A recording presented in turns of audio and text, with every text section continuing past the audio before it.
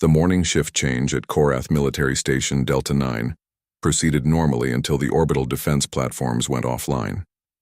All 12 satellites surrounding the strategic facility simply stopped responding to commands.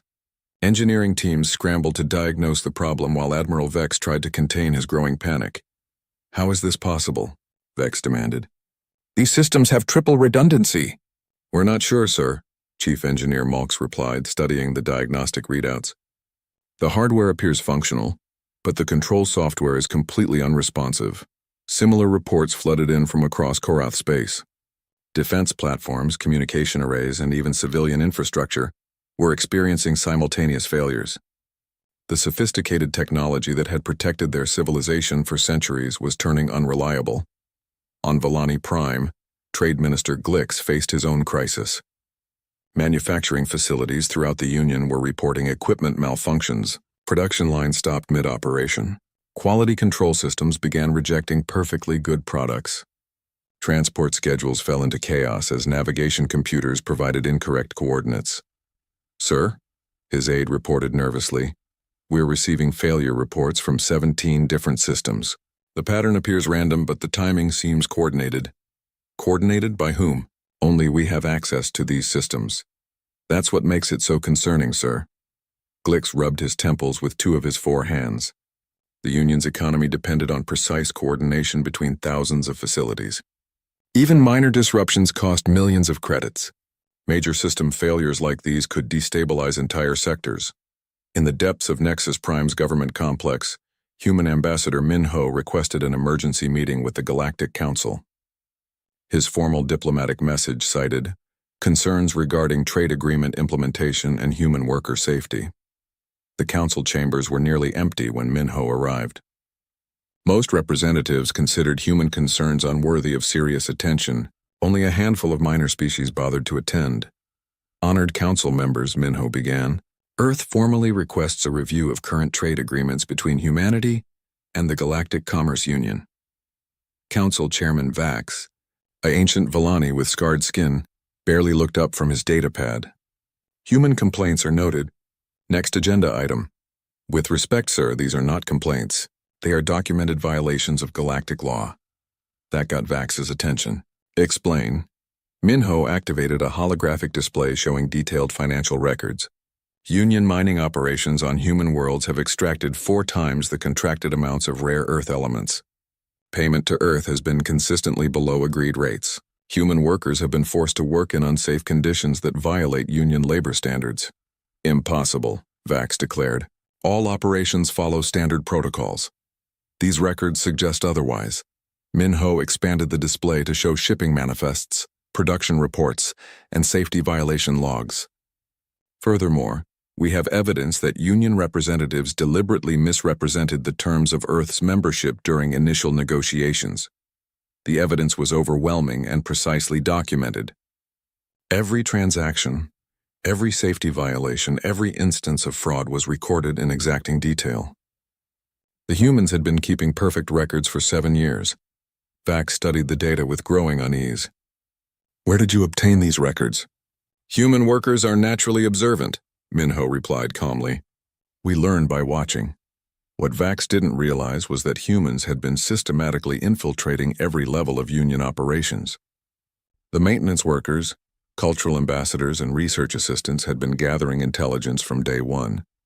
Every conversation overheard, every document accessed, every system observed had been carefully recorded and analyzed. On the industrial world of Vex Station, Donghyun was no longer pretending to be a simple maintenance technician.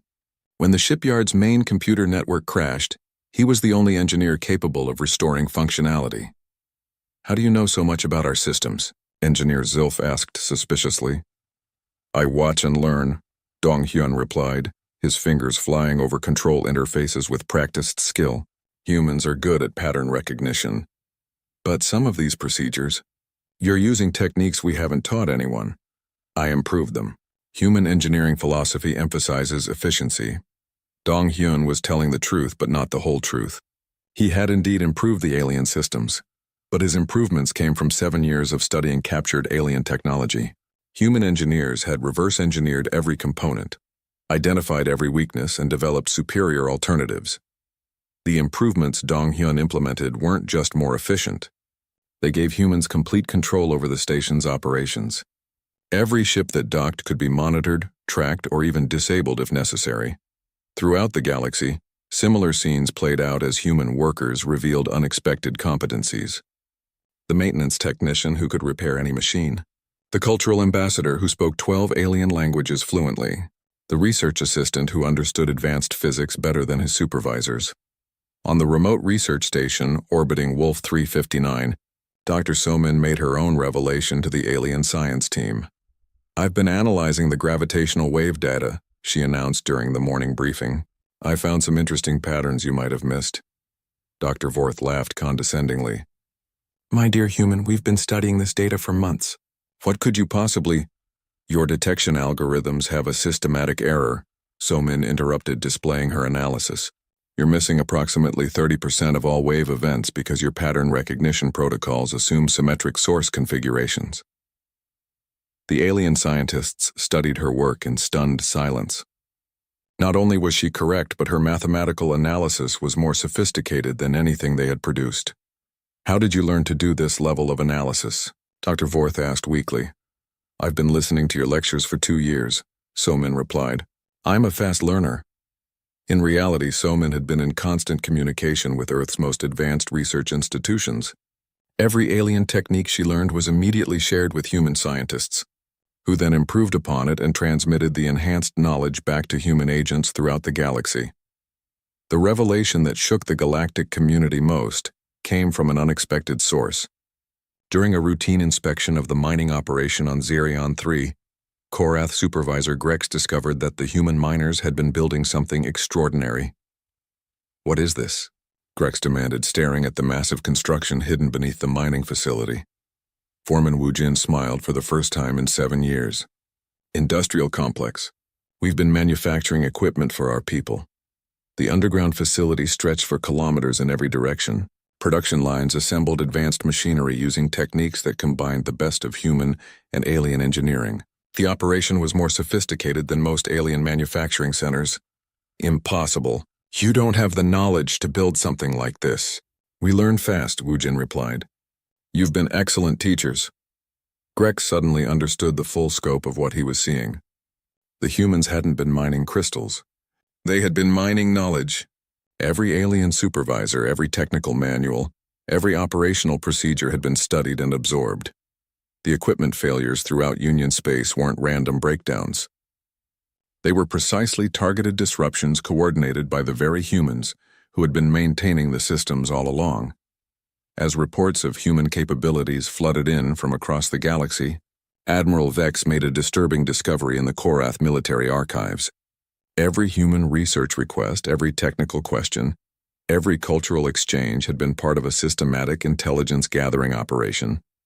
"They've been studying us," he realized. "Everything we taught them, every weakness we revealed, every tactical doctrine we shared, they recorded all of it."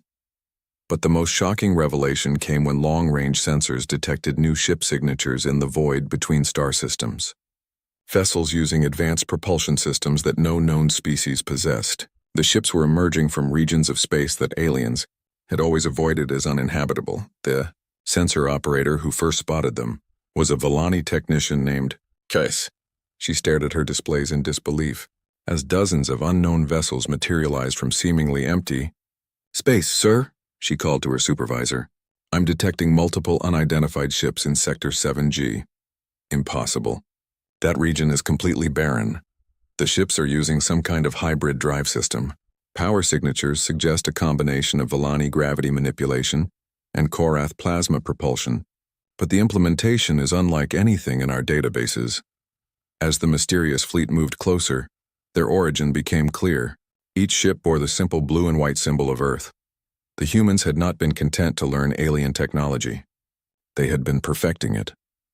Minho's final words to the Galactic Council carried new weight when they were delivered by a species that clearly possessed military capabilities rivaling any galactic power.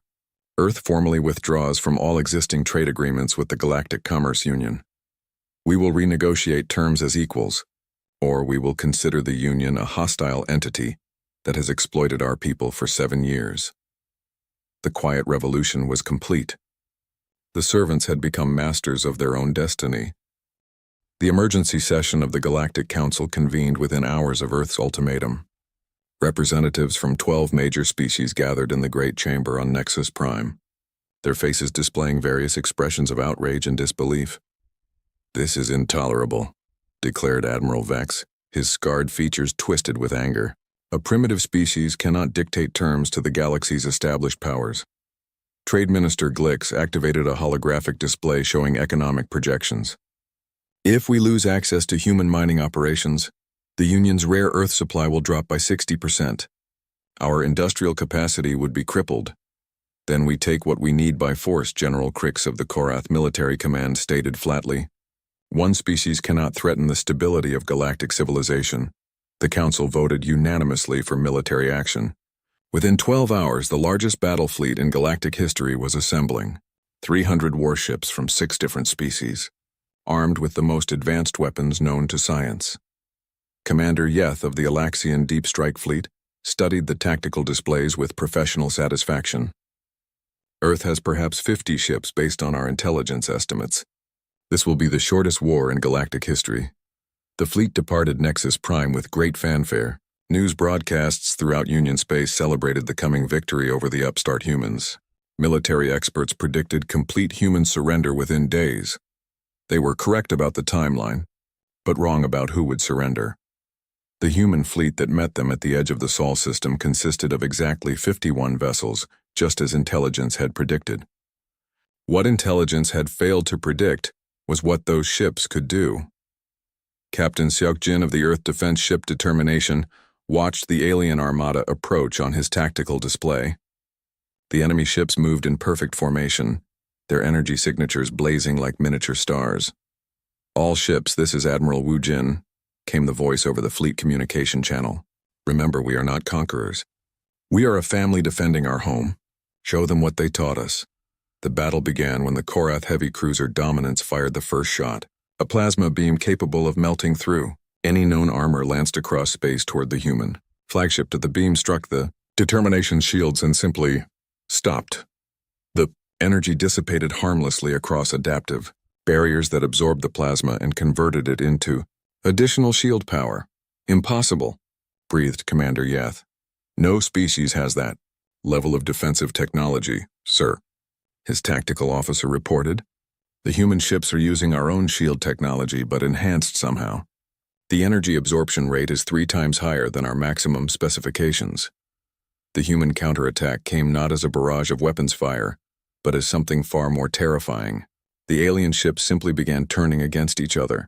The Villani destroyer Commerce suddenly opened fire on its own formation. Korath fighters launched attacks against their motherships.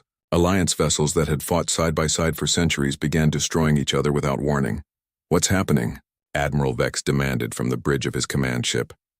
"Sir, our ships are not responding to commands," his communications officer reported in panic. The computer systems appear to be operating independently. Captain Seokjin opened a channel to the alien fleet. "This is Earth Defense Force Captain Seokjin. Your ships are now under our control. Surrender and we will restore your systems. Continue fighting and we will demonstrate why humans learned your technology so thoroughly." "How are you doing this?" Vex responded, his voice tight with rage and fear. "Every maintenance improvement we made to your systems over the past 7 years included remote access protocols," Seokjin explained calmly. "Every cultural exchange program allowed us to study your command codes. Every friendly conversation with your engineers taught us how your technology really works." The scope of human infiltration became clear as ship after ship fell under remote control. The maintenance workers who had seemed so helpful, the research assistants who had asked such innocent questions, the cultural ambassadors who had been so eager to learn, all of them had been intelligence agents preparing for this exact moment. "You won't take our ships without a fight," General Crix snarled, activating manual overrides on his battlecruiser Conquest. "Korath warriors do not surrender." "We understand," replied a new voice over the communication channel. "This is Dr. Hana of the Earth Psychological Warfare Division. General, you might want to review the data we're now broadcasting to your fleet." The transmission that followed was devastating in its simplicity. 7 years of recorded conversations, showing every alien commander making disparaging remarks about their human servants. Every casual insult, every expression of contempt, every plan to exploit human labor was played back in perfect detail. But more damaging were the recordings of alien leaders discussing the deliberate deception of Earth during first contact negotiations. The casual admission that they had lied about treaty terms, the laughter as they planned to work humans to death in mining operations. Your own people are hearing their leaders' true opinions, Hana continued. Every species in your fleet now knows exactly how their governments view inferior races. Tell me, General, how many of your subordinate species still trust Korath leadership? The psychological warfare was devastating. Alliance member species that had served larger powers for generations suddenly understood their true status. Rebellion broke out across the fleet as smaller species turned on their former masters. The Terlaxian fighters, who had served as Volani shock troops for decades, suddenly reversed course and began attacking Volani command ships. The Hicks engineering crews disabled Korath vessels from within. Species after species chose human liberation over alien oppression. "This is Captain Zeep of the Hicks Engineering Corps," came a transmission from one of the rebelling ships. "We formally request asylum with Earth forces." Similar requests flooded in from dozens of vessels. The mighty galactic fleet was dissolving into chaos as humans exposed the ugly reality of alien civilization. Admiral Wu Jin's voice cut through the confusion with quiet authority. "To all alien forces, Earth offers terms for immediate cessation of hostilities. Withdraw your fleets and we will return control of your vessels. Continue this aggression and you will learn what humans do to those who threaten our family." "What can you possibly do?" Vex challenged. "Even if you control our fleet, you're still one species against the entire galaxy." "Show him," Wu Jin ordered. The response came from empty space itself. Hundreds of new contacts appeared on every sensor screen as human ships decloaked throughout the solar system. The alien fleet found itself surrounded by vessels that had been hiding in asteroid belts, behind planets, and in the shadow of Earth's moon. 200 hidden human ships, yet reported a stunned Volani sensor operator. They were here all along. But the true shock came when long-range sensors detected massive fleet movements throughout the galaxy. Human vessels were emerging from every region of space the aliens had dismissed as uninhabitable. "Admiral," came a report from Korath space, "we're detecting human ships in the Zirian system. They appear to be evacuating our mining facility." "Sir," added a Volani communication officer, "multiple human fleets are approaching our industrial centers. They're demanding the immediate release of all human workers." The scope of human expansion became clear as reports flooded in from across the galaxy. The species the aliens had dismissed as primitive miners had built a secret empire in the spaces between civilizations. "Captain." Seokjin's voice carried a note of cold satisfaction as he delivered the final blow. "Every world you thought was uninhabitable, we colonized. Every worker you thought was helpless, we armed. Every system you ignored, we claimed. For 7 years you taught us everything we needed to know about your weaknesses." "Impossible," Glix whispered. "Our surveys showed those worlds were barren." "Your surveys looked for life forms that matched your biological requirements," Dr. Hana explained. "Humans are remarkably adaptable. We learned to thrive in environments you couldn't imagine surviving. The genetic modifications that allowed humans to live on toxic worlds, the atmospheric processors that terraformed hostile planets, the deep space habitats built inside asteroids, all of it had been accomplished using knowledge stolen from alien databases by curious human students. The truth you need to understand," Admiral Wu Jin continued, "is that humans are persistence hunters. When threatened, we don't fight until we win a battle. We fight until the threat is completely eliminated." As if to emphasize his point, human ships throughout the galaxy began moving in perfect coordination. Mining facilities were seized. Industrial centers were occupied. Strategic resources were secured. The species that had controlled galactic civilization for millennia discovered they were no longer in control of anything. "What are your terms?" Admiral Vex asked, his voice heavy with defeat. "Complete withdrawal of all military forces from human space," Admiral Wu Jin replied. "Recognition of Earth as a sovereign power with full galactic rights. Reparations for 7 years of illegal exploitation. And immediate release of all humans currently held in forced labor. And if we refuse, then you will learn why every predator on Earth learned to fear humans. We hunted mammoths to extinction with stone tools. 4 years had passed since Earth joined the Galactic Commerce Union. The mining operations ran smoothly, and human workers labored quietly in the asteroid belts and planetary excavation sites. To outside observers, humanity appeared to have accepted their role as the galaxy's newest servant species. Ji-hoon adjusted his simple robes as he walked through the crystal corridors of the Vellani Cultural Center on Nexus Prime. As Earth's appointed cultural ambassador, he spent his days sharing human art, music, and philosophy with various alien species. The Vellani found human creativity amusing but primitive. "Tell me about this poetry again," asked Cultural Supervisor Thess, her silver skin shimmering with barely contained laughter. "Humans arrange words to create emotional responses?" "Yes," Ji-hoon replied patiently. "We believe that beauty can be found in language itself, not just in its practical applications." "Fascinating. So inefficient yet charming in its simplicity." Theiss made notes on her datapad. "And humans actually gather to listen to these word arrangements?" "Poetry readings are very popular on Earth. Sometimes thousands attend." What Thess didn't know was that Ji-hoon was recording every conversation. His seemingly primitive cultural exchanges were actually detailed intelligence-gathering operations. Each alien he spoke with revealed information about their society, technology, and military capabilities. On the industrial world of Korath 7, human anthropologist A-Ra worked in the military archives. Her research into primitive warfare compared to modern tactics gave her access to classified battle strategies and weapon specifications. The Korath officers enjoyed explaining why human military thinking was obsolete. "Your species still thinks in terms of ground combat," General Crix explained, showing her holographic displays of space battles. "Planetary warfare is irrelevant when you can destroy a world from orbit. How do you prevent enemies from using the same tactics against you?" Era asked innocently. "Orbital defense platforms," Crix replied, pulling up detailed schematics. "Each major world has a grid of automated weapon satellites. No hostile fleet can approach without being destroyed." Era memorized every detail while appearing to take simple notes about cultural differences in military thinking. That evening, she transmitted the defense platform specifications to a hidden human communication network. Meanwhile, on the shipyard world of Vex Station, human engineer Dong-hyun worked as a maintenance technician. His official job involved cleaning and minor repairs on alien vessels. The sophisticated Vellani engineers barely noticed him as he went about his menial tasks. "Hand me the plasma torch," Engineer Zilf ordered without looking up from his work. Dong-hyun complied, then watched carefully as Zilf made adjustments to the ship's power distribution system.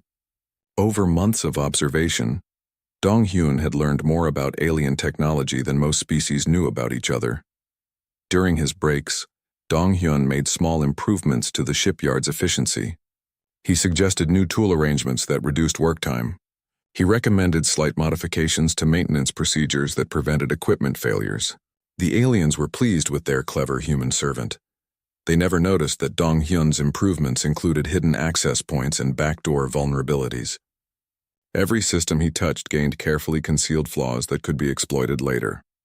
His maintenance schedule gave him access to nearly every ship that passed through the station. In the Deep Space Research Facility orbiting Kepler 442b, human scientist So-min worked alongside alien researchers studying stellar phenomena. Her curiosity about primitive human questions amused her colleagues. "Why do you want to understand gravitational wave patterns?" Dr. Vorth asked. "Your species lacks the technology to detect them." "We're curious about how the universe works," So-min replied. "Human children always ask why things happen." "Childlike wonder," Vorth chuckled. "At least it makes you eager to learn." So-min absorbed every lesson, but her true interest lay in the facility's long-range sensors. The detection equipment could track ships across multiple star systems. Over time, she mapped the complete military and civilian traffic patterns for 3 sectors of space. The data she gathered revealed something interesting. There were vast regions of space that alien ships avoided completely, areas marked as hazardous or uninhabitable on all official charts. So-min forwarded the coordinates to Earth using hidden channels embedded in routine cultural exchange transmissions. Back on Earth, Admiral Kyung-soo reviewed the intelligence reports in his underground command center.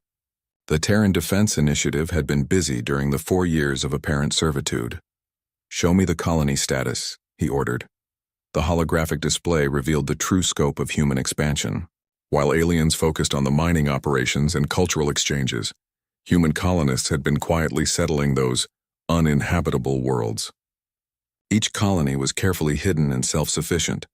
"We now have settlements on 47 worlds," reported Commander Yejin. "All in systems the aliens consider worthless. Defensive capabilities? Each colony has underground production facilities for weapons and ships. We've reverse-engineered most alien technologies and improved upon them.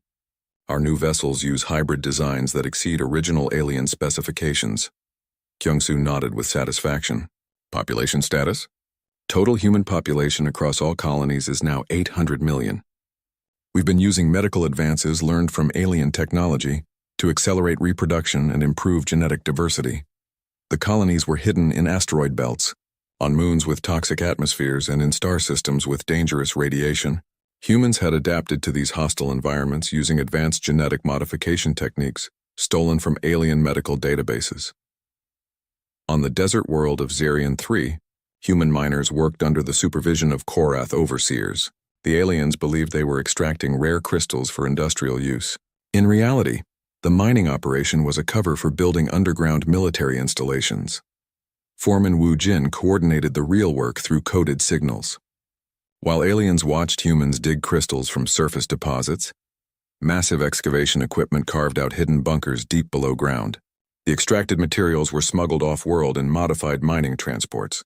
"The next shipment is ready," Wu Jin reported to his Korath supervisor. "Good. The quotas must be met." Supervisor Grex never bothered to inspect the shipments personally. Human labor was reliable and required minimal oversight. What Grex didn't know was that each shipment contained hidden compartments filled with advanced weapons and communication equipment. The primitive humans had been building a secret military network right under alien supervision. In the administrative center of Villani Prime, Trade Minister Glix reviewed the economic reports from human-controlled operations. The numbers were impressive. "Productivity has increased 30% since we began using human workers," his assistant reported. "They seem naturally suited for mining and manufacturing." "Excellent. Perhaps we should consider expanding human operations to other systems." "There have been some minor technical issues," the assistant continued. "Equipment failures have increased slightly across all facilities with human workers. Maintenance problems are normal with older equipment. The increased productivity more than compensates for repair costs." Glix dismissed the report without further thought. He had no way of knowing that the equipment failures were carefully orchestrated. Every breakdown provided opportunities for human technicians to install additional monitoring devices and system vulnerabilities. As the 4th year of Union membership ended, humanity had achieved all of its Phase 2 objectives. The aliens remained convinced that humans were content in their subservient role. Trade flowed smoothly, quotas were met, and there were no signs of rebellion or resistance. In his final cultural report of the year, Ji-hoon wrote, "Human adaptation to galactic civilization continues successfully. Our species has learned much about universal friendship and cooperation." The report was filed in Villani archives without special attention. After all, it was just another routine document from a primitive but harmless species. Hidden within the report's metadata was a coded message that reached every human colony and agent throughout the galaxy. Phase 2 complete. Phase 3 authorized. The pack has learned to hunt among the stars. The stars looked different through the viewport of the New Horizon. Captain Hyun-woo pressed his palm against the cool metal wall and watched the swirling colors of hyperspace fade into normal space. After 3 years of travel, humanity had finally reached the coordinates where alien signals originated. "Captain," Navigator So Young called from her station. "We have company." 3 massive ships appeared on their screens. Each vessel was 10 times larger than the New Horizon and covered in strange geometric patterns that hurt to look at directly. Hyun-woo had never seen anything so beautiful and terrifying at the same time. "This is Trade Minister Glix of the Villani Commerce Union." A voice spoke directly into their minds. The translation felt wrong somehow, like wearing clothes that didn't fit properly. "You will prepare for boarding inspection." Chief Engineer Tae-min looked up from his console.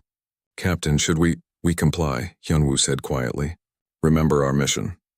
The alien boarding party arrived within minutes. Glick stood nearly 3 meters tall with skin that shifted between blue and silver. His forearms moved independently as he examined the human ship with obvious disgust.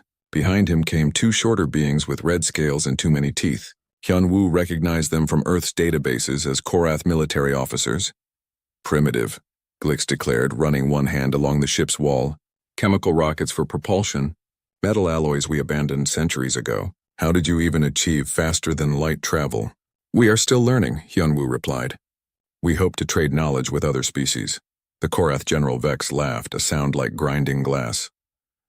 Trade? You have nothing we want. Your planet is barely past the Stone Age compared to galactic standards. So Young stepped forward with a data pad. We have rare Earth elements. Platinum, lithium, uranium. Our surveys show Earth has large deposits. Glix's eyes brightened with interest. Now you speak of useful things. We will examine your planetary resource reports. For the next 4 hours, the aliens went through every piece of human technology aboard the ship. They spoke freely in front of the humans, assuming the primitive species couldn't understand their advanced languages. So Young activated her recording devices and captured every word. Look at this, Vex said in Korath battlespeak, pointing at the ship's weapons.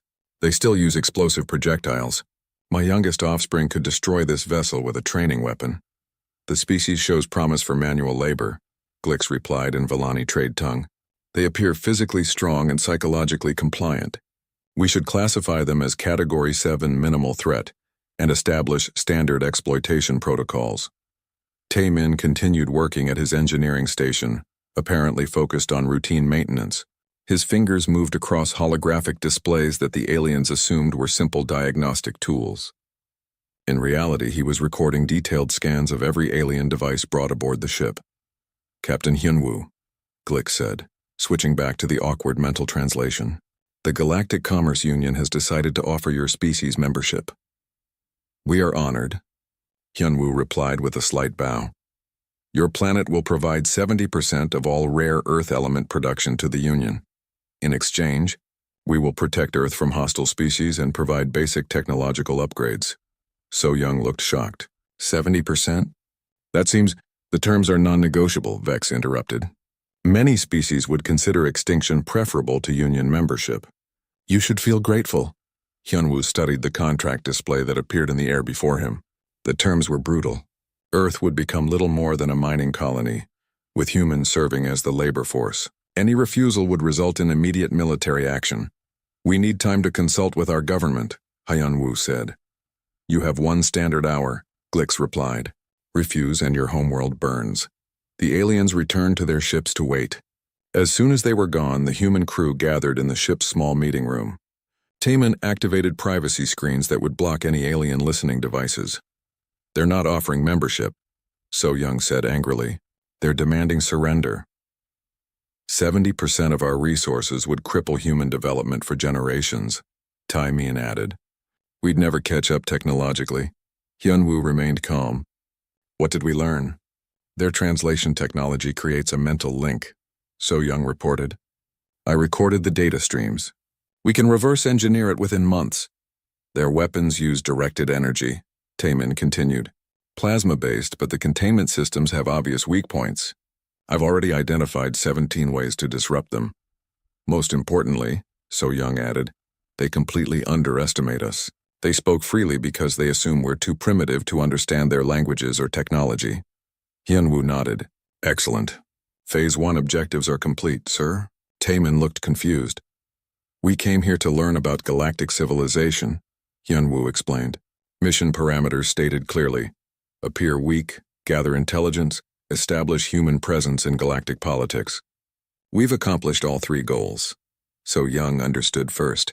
The 70% resource extraction will give us legitimate access to their mining technology, transportation networks, and industrial processes, Hyunwoo finished. Every alien supervisor will become an unwitting teacher. Every mining operation will become a training ground for human engineers. But our people will suffer under their rule, Taemin protested. Some sacrifice is necessary for species survival, Hyunwoo replied. Earth's governments knew this day would come. We've been preparing for first contact scenarios for 50 years. This is actually one of our better outcomes. When the aliens returned, Hyunwoo was ready with his answer. Earth accepts Union membership under the stated terms, he announced. Glick seemed pleased with how easily the humans had surrendered. Wise choice. Mining operations will begin within 6 months. Your species will be relocated to designated work areas. We are grateful for the Union's protection, Hyunwoo said with another bow. As the alien ships prepared to leave, Vex made one final comment to his subordinates in Korath battlespeak. Mark this system as pacified. The humans will make excellent servants once properly broken. Taemin heard every word through the recording equipment and translated for his captain. Hyunwoo's expression never changed, but So Young noticed his hands clench briefly into fists. Set course for Earth, Hyunwoo ordered once they were alone. Maximum speed. Sir, So Young asked carefully, what do we tell the World Council? We tell them the truth, Hyunwoo replied. First contact was successful. We have identified the galactic power structure, confirmed the hostility of major species, and established our initial position as apparently harmless servants. And then we begin Phase 2. Hyunwoo turned back to the viewport, watching alien ships disappear into hyperspace. They want to teach us our place in the galaxy. Let's be very good students. Taemin activated the ship's long-range communications array. The message he sent to Earth was simple. Package delivered. Contents as expected. Begin unpacking procedures. Back on Earth in a bunker deep beneath the Himalayas, Fleet Admiral Kyung-soo received the coded message and smiled. The Terran Defense Initiative had been planning for this exact scenario since the first radio telescopes detected artificial signals from space. The aliens thought they had found easy prey. They were about to learn that humans were very patient hunters. We killed the largest carnivores on our planet with Sharp. The war lasted exactly 18 standard days. When it ended, the galactic balance of power had shifted forever. Admiral Jae-hyun stood on the bridge of the Earth battleship Retribution, watching the last Korath stronghold surrender through the view screen. The fortress world of Korath Prime, home to the military caste that had terrorized smaller species for centuries, now flew human flags alongside white banners of capitulation. Sir, reported Communications Officer Yu Jin, we're receiving surrender requests from the 8th, 9th and 12th Korath battle groups. That makes 47 fleet units that have laid down arms today. Jae-hyun nodded without satisfaction. There was no joy in this victory, only the grim completion of a necessary task. Acknowledge their surrenders. Direct them to the nearest human-controlled station for processing. The humans had not conquered through superior numbers or more powerful weapons. They had won through something far more terrifying: complete understanding of their enemies' weaknesses.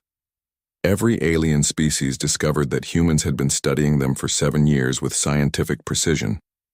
The maintenance workers had mapped every critical system vulnerability. The cultural ambassadors had identified every social and political fracture. The research assistants had analyzed every military doctrine and tactical preference. When the war began, humans knew exactly where to strike for maximum effect. The Villani learned this lesson when their industrial heart was severed in a single coordinated attack. Human forces didn't target military installations. They targeted the 3 processing stations that refined rare earth elements for the entire Union. Without those facilities, Villani technology simply stopped functioning. How did they know? Trade Minister Glix asked his emergency council, staring at reports of the surgical strikes. Those processing stations were classified beyond top secret. The human who worked in our archives, replied his aide weakly. Cultural Ambassador Ji-hoon. He had access to historical industrial records for his research into human-alien cooperation. Glix realized with growing horror that every friendly conversation, every cultural exchange, every act of apparent human curiosity had been part of a vast intelligence operation. The primitive species they had condescended to had been systematically dissecting their civilization from within. On the frontier world of Nexus 7, human forces demonstrated their new military doctrine to a captured Korath garrison. General Subin addressed the alien prisoners with clinical detachment. Your military philosophy emphasizes honor, courage, and direct confrontation, she explained to General Crix, who sat bound in restraints designed for Korath physiology. These are admirable qualities, but they make you predictable. Human cowards, Crix spat. You fight without honor. We fight to win, Subin corrected. Honor is a luxury for species that don't face extinction. When survival is at stake, humans become very practical. The demonstration that followed was educational. Human forces had surrounded the Korath Military Academy, where thousands of young warriors trained. Instead of attacking, they had simply waited. Cut off from supply lines and communication networks, the garrison had lasted exactly 11 days before starvation forced surrender. Not a single shot was fired. The mighty Korath war machine had been defeated by logistics and patience. You see, Subin continued, humans are persistence hunters.